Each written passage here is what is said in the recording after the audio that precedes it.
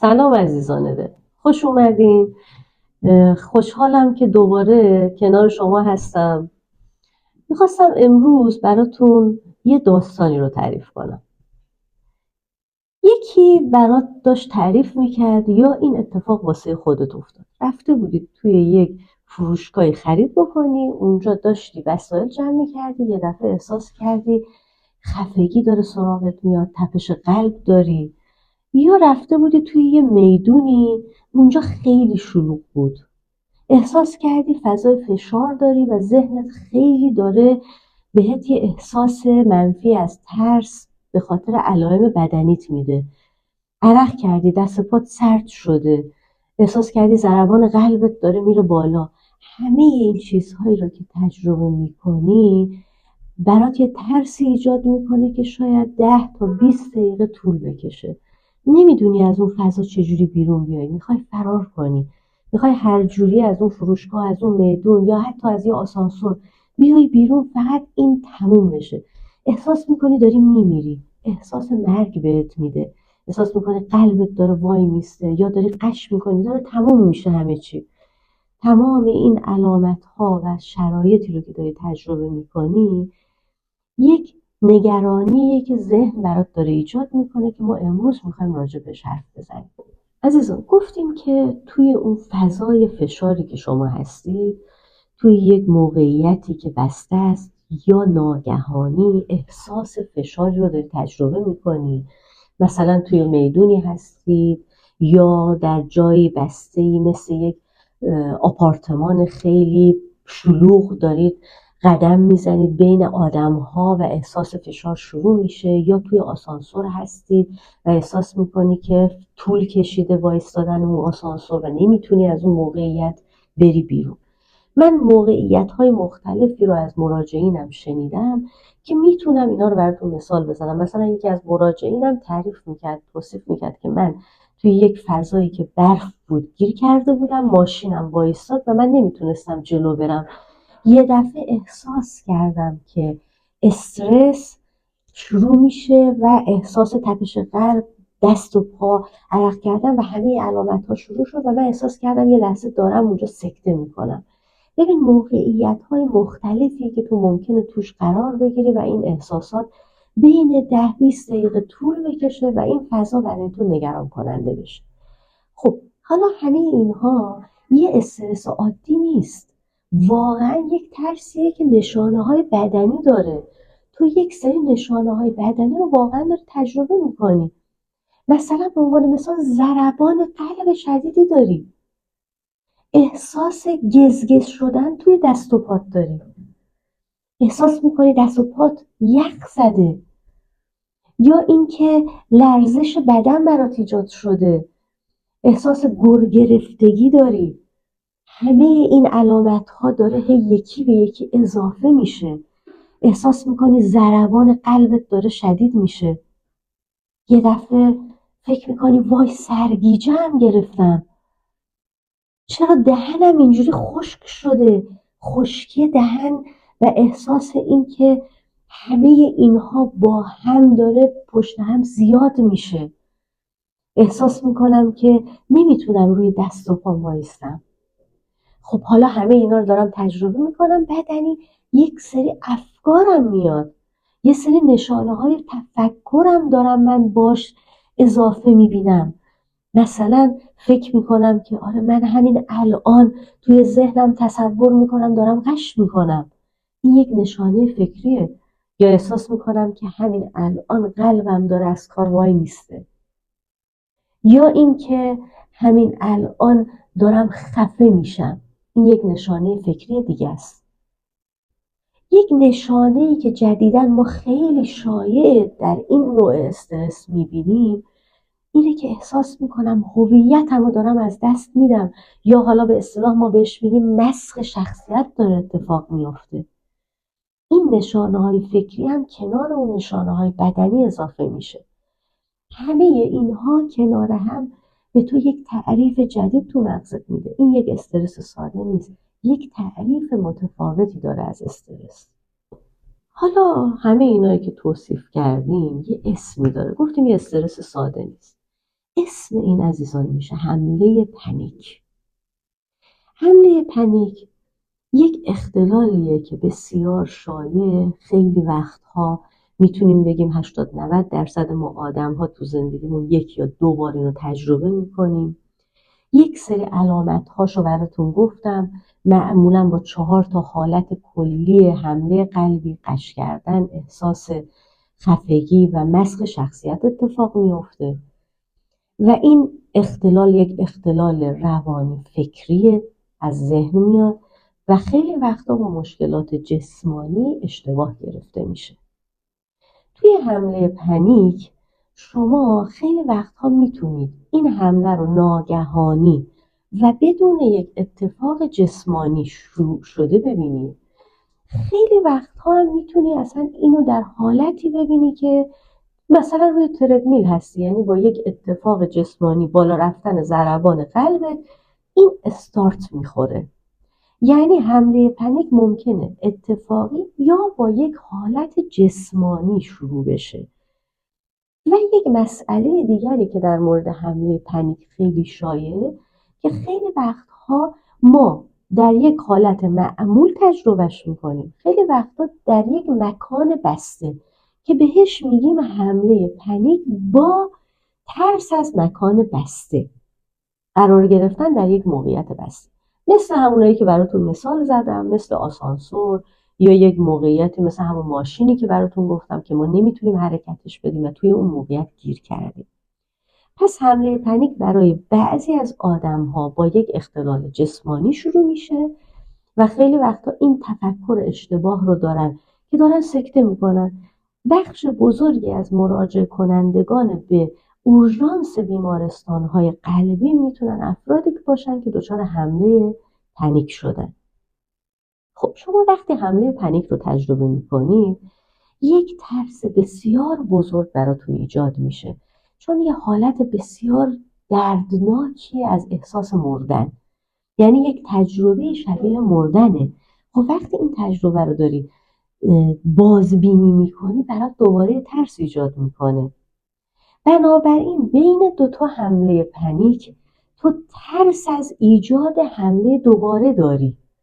یک مسئله‌ای که خیلی وقتها ما در مراجعینمون شایعه اینه که ترس و تفکر ترس از ایجاد حمله دوباره و میگن ببین ما فقط 2 سال پیش 1 بار حمله بهمون دست داد، ولی از 2 سال پیش تا به الان من همش دارم از این مسئله هر روز میترسم. و این چیزیه که در شناخت ما از ترس شدید اون حمله پنیک ایجاد شده. اگر این علائم زیاد بشه، تشدید بشه و طولانی بشه، چند هفته و ماه طول بکشه، ما بهش میگیم فرد دچار اختلال پنیک شده و اینجا دیگه از یک حمله ساده این خارج میشه و فرد رو وارد یک حمله و ایجاد اختلال اون پنیک میکنه که ما به عنوان یک بیماری میتونیم براش یک درمان رو مطرح بکنیم. تا جایی که فقط یه حمله است ما میگیم گذراست و تموم میشه، ولی وقتی دچار اختلال پنیک شدی باید پروتکل درمانش رو پیش ببری. قبل اینکه بخوام راجع به درمانش توضیح بدم، میخوام مثلا برات بگم خب چرا این اتفاق میفته؟ چرا برای همه آدم‌ها گفتیم 80-90% دچار حمله پنیک میشن، ولی چرا همه آدم‌ها دچار اختلال پنیک نمیشن؟ این دلایل مختلفی داره، فاکتورهای زیستی داره، فاکتورهای زیستی داره، فاکتورهای روانی داره. ممکنه این دلیلش یک مشکل زیستی در قسمت مغز و شاخصهای زیستی مغز باشه، یا اینکه ممکنه یک ساختار به حال ژنتیکی در ساختار بدنی شما ایجاد کرده باشه این مشکل رو، یا مثلا یه اختلال حتی در سیستم قلبی، دریچه‌های قلبت باشه که اینو استارت بزنه، یا ممکنه یک نوعی از تفکر ترسناک برای تو باشه که در اختلال پنیک شروع کننده میشه. بنابراین دلایل زیستی و روانی مختلفی اختلال پنیک رو استارت میزنه. خب حالا وقتی این اختلال به هر دلیلی و هر فاکتوری برای تو شروع شد و استارتش خورد، حالا دیگه تو با این ترس داری زندگی میکنی، حالا چه با ترس از موقعیت‌های بسته باشه چه با غیر اون، ولی هر روز ممکنه توی ذهنت این ترس تکرار بشه و برات یک عذاب بزرگه. خیلی وقتا آدم‌ها اینو درکش نمی‌کنن، به مراجعین ما اطرافیانشون میگن که داری به خودت تلقین میکنی بابا این که چیزی نیست، ترس کجاست، چه اتفاقی قراره برات بیفته. ما میگیم که این یک تلقین ساده نیست، این یک تفکر ساده نیست، واقعا یک عذاب و شکنجه فکریه. نمیتونن آدم‌ها حس آدمی رو که حمله پنیک و اختلال پنیک رو داره تجربه میکنه درک کنن به راحتی. این عذابی رو که داره هر روز تحمل میکنه رو نمیتونن بفهمن و بسیار برای فرد دردناکه. امیدوارم که با نگاه کردن و دیدن ویدیوهایی مثل ویدیوهای ما و دیدن تجربه‌هایی مثل این ما بتونیم درک بیشتری پیدا کنیم از افرادی که دچار اختلال پنیک شدن و در مورد درمانش هم میخوایم صحبت بکنیم. حالا اصلا درمانش رو از کجا شروع کنیم؟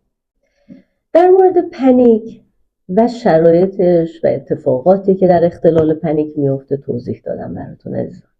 حالا میخوایم در مورد درمانش و اینکه چطور بخوایم به این اختلال غلبه بکنیم صحبت میکنیم. و یه چیزی رو که میخوام بارها و بارها برای خودتون تکرار کنید و در ذهنتون این رو جایگزین کنید به جای ترس از پنیک، اینه که این یک اختلال جسمانی نیست. چیزی که ذهنت میخواد تو رو گول بزنه و بهت بگه این یک بیماری جسمانیه، تو باید اینقدر اینو تکرار کنی تا ذهنت اینو بپذیره. این اختلال یک اختلال جسمی نیست. اینو بارها با خود تکرار کن. حالا به خاطر اینکه ما بخوایم دچار خطا نشیم و اختلالات جسمانی رو که میتونه همزمان با این اختلال باشه اصلا حذفش کنیم، بهترین کار اینه که در ابتدا به یه پزشک مراجعه کنید. میرید پیش یک پزشک عمومی ترجیحاً و یا یک پزشک قلب، چک میکنید خودتون رو، اونجا آزمایشات لازم رو میگیرن در مورد مسائل قلبیتون، تیرویدتون و همه رو چک میکنن و به شما میگن که نه این یک مشکل جسمی نیست. وقتی خیالت از این بابت راحت شد و مطمئن شدی که این یک اختلال جسمی نیست، اون وقت باید شروع بکنی به یاد گرفتن پروتکل‌های درمان این اختلال. خب من میدونم که در ابتدا خیلی سخته که بخوای به تفکرت مدیریت پیدا کنی. با اینکه میگم بارها هر روز به خودت اینو بگو که یک اختلال جسمی نیست، ولی در تکنیک‌های لحظه‌ای ما خیلی جواب‌های خوبی میگیریم. یک سری تکنیک‌هایی داریم که در لحظه‌ای که تو در اون لوپ اختلال پنیک و حمله پنیک میفتی میتونی ازشون استفاده بکنی. ما خیلی تکنیک‌های لحظه‌ای داریم که در حالا سرچ‌های مختلف، در تکست‌های مختلف، کتاب‌های مختلف میتونی اونا رو پیدا بکنی. مثل تکنیک تنفس، مثل تکنیکی که در مورد ذهن آگاهی استفاده میشه. همه اینا رو میتونی استفاده بکنی. ما روش درست تنفس رو میتونیم یاد بگیریم. حالا ممکنه که این یکم نیاز داشته باشه به دقت، اینکه چطوری اون تنفس درست رو انجام بدی. انشالله حالا اینا رو تکنیک‌های درست تنفس رو و ذهن آگاهی رو ما جز به جز ممکنه تو ویدیوهای بعدی براتون بذاریم. ولی اینو بدونید که باید تنفس به شکل درستی اتفاق بیفته. تکنیک بعدی که در لحظه‌ای که حمله پنیک شروع میشه، ببینید حمله پنیک ممکنه بدون دلیل یا با دلیل شروع بشه. اینو قبلا بهتون گفتم، ممکنه یک لحظه نشسته باشی در یک حالت آرام و اصلا فکرشو نکنی که حمله داره شروع میشه، ولی حمله استارت بخوره.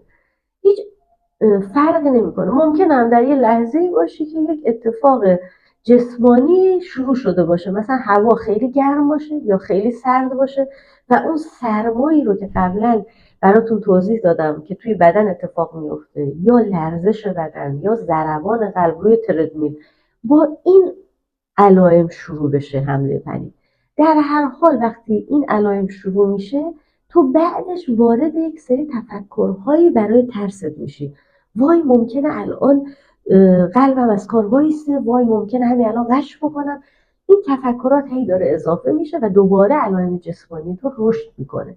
هر جایی که زودتر بتونی اقدام بکنی و جلوی این تفکرات و علائم جسمانی رو بگیری، زودتر میتونی حمله رو متوقفش کنی. ببین اگر توی 20% اول باشه خیلی خوب و سریع این جلوگیری میشه ازش، ولی اگه بره رو 60-70% اتفاقات جسمانی و تفکر، سخت‌تر میتونی کنترلش کنی، ولی در هر صورت باید اینقدر تمرین کنی که در نزدیکترین لحظه اتفاق اولیه کنترل اتفاق بیفته.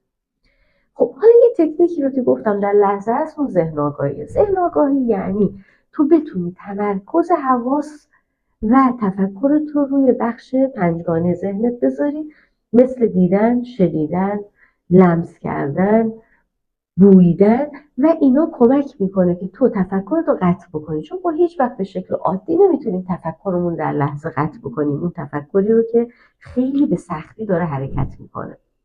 خب مثلا به عنوان مثال، تو در یک لحظه شروع میشه تفکر نگران کنندت و احساس میکنی که اون نگرانی از شروع حمله اتفاق افتاده. حالا میخوای با مایندفول بودن و ذهن آگاهی اینو کنترل کنی. چیکار میکنی؟ مثلا یک موزیکی میذاری و شروع میکنی به گوش دادنش، یا اصلا میتونی یه پنجره اتاق رو باز کنی به صداهای محیطی گوش بدی. هیچ فرقی نمیکنه. میتونی با هر بخشی از حواس پنجگانه این کنترل رو انجام بدی. میتونی یه شکلات بذاری توی دهنت و کاملا طعم اون شکلات رو تجزیه تحلیل کنی توی ذهنت. میتونی به یک تصویر قشنگی در حالا توی اتاقت، توی محیط کارت، یا هر جایی که حمله شروع شده، حتی مثلا وقتی بهت گفتم تو فروشگاه اتفاق میفته، یه وسیله ای رو بردار که میخواستی بخری و قشنگ به محتویاتش و اون چیزی که روش نوشته نگاه کن. از حواس پنجگانت میتونی کمک بگیری که این رو بخوای توی تفکرت کنترل کنی و اون تفکر ترس رو قطع کنی. ببین همه این داستان برمیگرده به اون ترس‌های ذهنی. عزیزم این رو بدون، این رو درک بکن که این از یک اتفاق تفکری شروع میشه و باید با یک اتفاقی که در تفکرت میفته قطعش کنی. هیچ راه دیگری وجود نداره. و خیلی وقتها این از مراجعینم میشنوم که به اشتباه میگه ببین دکتر، من همیشه یک آب میوه‌ای تو دستم میگیرم و هر وقت این ترسی میاد سراغم یه جرعه از اون آب میوه رو میخورم، خوب میشه حالم. این اشتباهه، چون تو داری با مواجهه اشتباه کنترل میکنی ترست رو. مواجهه‌ای که اشتباه باشه تو رو در اون لوپ حفظ میکنه، به جای اینکه از لوپ خارجت کنه، به جای اینکه از چرخه غلط خارجت کنه نگهت میداره. هیچ راه غیر تفکری رو استفاده نکن. تأکید میکنم هیچ راه غیر تفکری رو استفاده نکن، فقط با فکرت. یعنی وقتی من میگم به خودت این رو بگو و تکرار کنی، یک اتفاق جسمی نیست و من باید با این ترس خودم مواجه بشم. مواجه شدن در همه ترس ها جواب میده، اینم یک ترسه. یک اصطلاحی ما در پنیک داریم که میگیم این ترس یعنی ترس از ترسیدن. ترس از ترسیدن هیچ فرقی نمیکنه. هر نوع ترسی رو تو در مواجهه با اون ترس باید کنترل کنی. تو باید اینقدر با تفکر به ذهنت اینو تکرار کنی و بگی که من الان در درگیری و ترس واقعی و نگرانی از مردن نیستم. من یک ترس خیالی و فکری دارم. این یه اتفاقیه که داره میفته و داره منو گول میزنه در ذهنم و میخواد منو از مردن بترسونه. میخواد منو بترسونه که تو داری دچار حمله قلبی میشی، تو داری دچار خفگی میشی، داری دچار این فکر ترسناک میشی که همین الان قش میکنی و میافتی. همه اینها رو با تفکر خودت باید بهش مسلط بشی. خب حالا در مورد راه‌های موقت و در لحظه کنترل پنیک صحبت کردیم. بذارید یه سری چیزها رو در مورد این اختلال و حمله صحبت کنیم که شاید در بلند مدت هم یاد بگیرید که راه‌های کنترلش رو بدونید. ببینید اولا که من اینو بهتون بگم، خیلی وقتها این اختلال با بعضی از اختلالات همسان میاد، هماهنگ میاد. حالا ما بهش میگیم همبودی داره. مثلا کسایی که اختلال اضطراب فراگیر یا GAD دارن تجربه کردن، خیلی ممکنه احتمالش هست که دچار این اختلال بشن. خیلی احتمالش هست که دچار این اختلال بشن. یا کسایی که افسردگی‌های شدید و اساسی دارن، اینا هم احتمالش خیلی وجود داره. کسایی که مصرف مواد دارن، مثلا گل استفاده میکنن یا بعضی از مواد رو استفاده میکنن، احتمال اینکه دچار این اختلال بشن زیادتره درشون. بنابراین ما خیلی وقتها میبینیم که این اختلال همراه بعضی از اختلالات جسمانی یا بعضی از اختلالات فکریه و اشتباه گرفته میشه. اینو بدونید که فرد میتونه اختلال مثلا اضطراب فراگیر داشته باشه و حمله پنیک هم دچارش بشه. خب حالا راه‌های موقتش رو که توضیح دادیم، مثل این راه‌های بلند مدت رو اینجوری براتون بگم که بعضی از ویژگی‌های شخصیتیه که ما رو دچار اختلال و حمله پنیک میتونه بکنه. ما در بعضی از تکنیک‌های درمان در مورد راهکارهایی که ویژگی‌های شخصیت رو کنترل میکنه کار میکنیم، مثل طرحواره درمانی. ببینید در طرحواره درمانی شما میاید تفکرات عمیقی رو که از گذشته و کودکی و رشدتون شکل گرفته تا به حال بررسی میکنید. ببینید چه ویژگی‌هایی در شخصیت شما میتونه شما رو دچار اختلال پنیک بکنه. اگه یادتون باشه براتون اینو گفتم در ابتدای ویدیومون که این اختلال یه سری تفکرات منفی با خودش داره. مثلا این تفکر منفی که من ممکنه الان با توجه به این علائم جسمانی که دارم دچار حمله پنیک بشم. خب این حمله پنیکی که بر اساس اون اختلاله، بر اساس اون نشانه‌ای که پیش میاد برای تو، یعنی این که تو رو میترسونه که تو راهکاری برای فرار از اون نشانه نداشته باشی. یعنی میترسی که خودت نتونی با تفکرات رو کنترل کنی. خب این در پس خودش ممکنه یک شخصیت وابسته داشته باشه.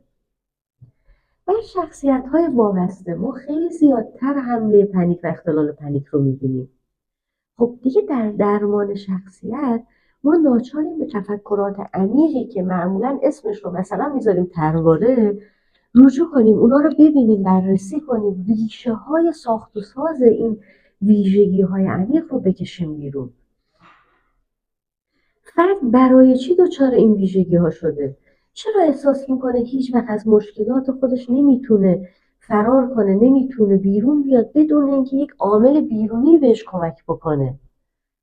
یکی از طرحواره‌های شایعی که ما در اختلال پنیک می‌بینیم طرحواره وابستگیه که در شخصیت‌های وابسته بیشتر. یک طرحواره شایع دیگری که می‌بینیم طرحواره آسیب پذیری به ضرره. آسیب پذیری به ضرر یعنی چی؟ ببینید من در ویدیوهای توضیح طرحواره به طور کامل در مورد طرحواره توضیح میدم. ولی اینو بدونید که طرحواره آسیب پذیری به ضرر از جایی در کودکی شما شروع میشه که شما در برابر هر اتفاقی که در محیطتون میفته و شما رو مضطرب میکنه مستعصل میشید و در میمونید. مثلا دچار یک اتفاق افتاده در ضربان قلبت، اون دیگه امتحان بدی در کودکی یک ضربان قلبی شروع شد، ترسیدی، وای اگه الان مامانم نباشه، اگه الان کسی به من کمک نکنه، همکلاسیم نیاد، من نمیتونم به این اتفاق غلبه کنم. اینجا همکلاسیت میاد، مادرت میاد به تو یه قوت قلبی میده، آخه خدا شکرت این اومد به من قوت قلب داد، وگرنه من همین الان دیگه سکته میکردم از ترس امتحان. نه، این اتفاق یک اتفاق غیر واقعیه. تو باورش کردی، شرطی شدی، فکر کردی که هر دفعه اتفاق ترسناکی برای تو میفته حتما باید یک عامل بیرونی تو رو آرام کنه. اینجا طرحواره آسیب پذیری به ضرر شکل گرفت. در طرحواره آسیب پذیری به ضرر تو باور غلطی پیدا میکنی و نمیتونی با تفکر خودتو کنترل کنی. تو در طرحواره درمانی یاد میگیری که به این طرحواره‌ها با شیوه‌های کاملا درونی غلبه پیدا کنی. خب.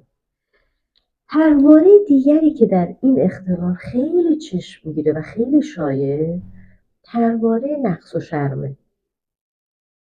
پرواره نقص و شرم از عزت نفس تو میاد. باور غلطی که هر وقت هر چیزی عزت نفس تو رو به خطر میندازه، تو رو ممکنه از بین ببره و یه کسی از بیرون باید بیاد به تو تایید بده، تشویق بده و تو اینو باورش میکنی و شرطی میشی و نمیتونی با کنترل درونی تفکرت بهش غلبه پیدا کنی. تمام تروماها و ترس‌هایی که در کودکی و رشد تو در عزت نفس تو آسیب وارد کرده، در این ترواره خودش رو نشون میده. تو تحقیر شدی، در یک جایی در زندگی خودت دچار حقارتی شدی و عزت نفس تو دچار ترس شد. باور تو به خودت کم شد که من میتونم از پس خودم برمیام و تو همیشه اینو با خودت تکرار میکنی. اگر اتفاق بیفته من نمیتوانم. این نمیتوانم و نمیتونم در تو عمیق شد و عزت نفس تو رو پایین آورد و تو یک باور غلطی پیدا کردی که حتما باید یک عامل بیرونی تو رو آروم بکنه. ببینید عزیزان، در ترواره درمانی شما یاد میگیرید که ویژگی‌های عمیق شخصیتتون رو با کنترل بر احساساتی که از تروماهای گذشته اومده، کنترل تفکراتی که از این تروماها شکل گرفت و شرطی شدی روش رو، میتونی امروز به شیوه مناسبی باش مواجه بشی. پس بنابراین تو فقط با کنترل لحظه‌ای نمیتونی به پنیک غلبه کنی. 50% کنترل تو به اختلال پنیک و حمله پنیک کنترل ویژگی‌های شخصیته. حالا میتونی از هر تکنیک درمانی استفاده کنی. من در تجربه درمان خودم با چند تا تکنیکی که استفاده کردم، از جمله CBT یعنی درمان شناختی رفتاری، درمانهای وجودی و اگزیستانسیال و درمانهای ترواره‌ای، به این نتیجه رسیدم که یکی از بهترین تکنیک‌ها تکنیک ترواره درمانی در اختلال پنیکه. من فکر میکنم که شما باید اینو خیلی خوب تمرین کنید و یاد بگیرید. من باز اشاره میکنم به کتاب مراجع محوری به نام کتاب زندگی خود را دوباره بیافرینید. خواهش میکنم هر کسی حداقل یکی دور این کتاب رو بخونه، مخصوصا اونایی که دچار حمله پنیک شدن و اختلال پنیک رو باهاش درگیرن. خب ببینید، حالا ما در مورد درمانهای روانشناختی این قضیه صحبت داریم میکنیم، ولی شما میتونید از درمانهای زیستی و دارو درمانی های مناسب هم استفاده بکنید. معمولا ما برای چک کردن بخش جسمانی حتما فرد رو حداقل به یک پزشک عمومی یا یک روانپزشک ارجاع میدیم. اگر روانپزشک شما تشخیص بده که این اختلال شما در یک پیکی قرار داره، در یک فشاری قرار داره الان که دارو به شما کمک خیلی مهمی میکنه، اونجا به شما دارو تجویز میشه. داروهای SSRI ها که خیلی شایعن مثل آسنترا، سرترالین، فلوکستین میتونه خیلی به این اختلال در کوتاه مدت حتما کمک بکنه.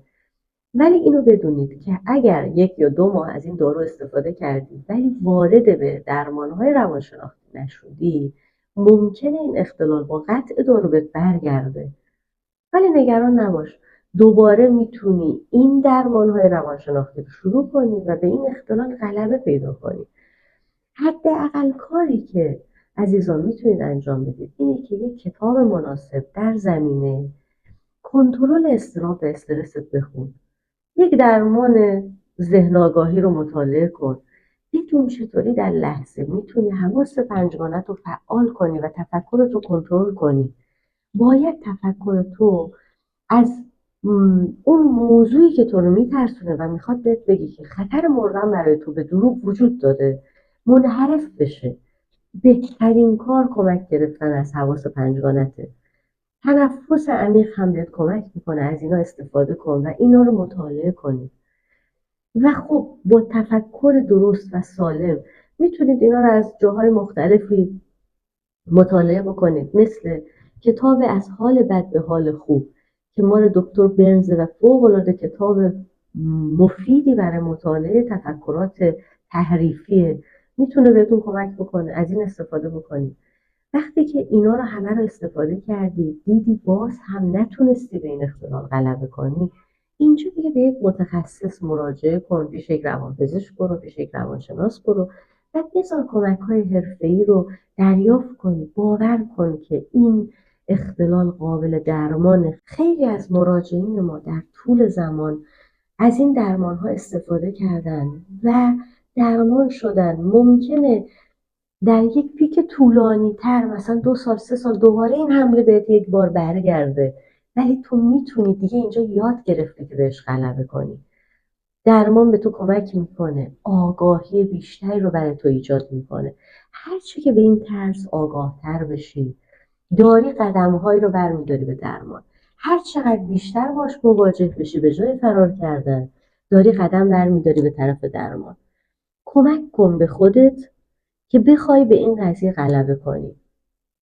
اگر خودت درگیری، اینا رو امتحان کن و باور کن که ما اینو تجربه کردیم. ما درمانگرها بارها و بارها در جلسات فردی و گروهی از این راهکارها استفاده کردیم و درمانجوهایی رو دیدیم که واقعا تونستن به این ترس غلبه کنن. خب ترس از ترسیدن یک راهکارهایی داره که تو میتونی باهاشون درگیر بشی، یادش رو بگیری و به این ترس غلبه کنی. اگر اطرافیان تو به این مشکل درگیر شدن، خب سعی کن بهشون قوت قلب بدی، نه با حرفایی که تو سریعتر، زودتر، پرفشار بخوای از اینا فرار کنی. نه، بهش کمک کن با آرامش، تکنیک ها رو براش یادآوری کن، بهش کمک کن که به یک درمانگر مراجعه کنه، به یک متخصص مراجعه کنه. در کنارش باش تا بتونه آروم آروم به این ترس خودش غلبه کنه. سعی کنید که همه این تکنیک ها رو از طریق های مختلفی مثل سرچ کردن، کتاب خوندن، مراجعه به یک متخصص بارها تکرار کنید و باز هم تاکید میکنم به خودت بارها بگو این یک اختلال جسمی نیست. عزیزان دل، هر سوالی که داشتین از من در کامنت ها بذارین، حتما بهتون جواب میدیم. ممنون ازتون.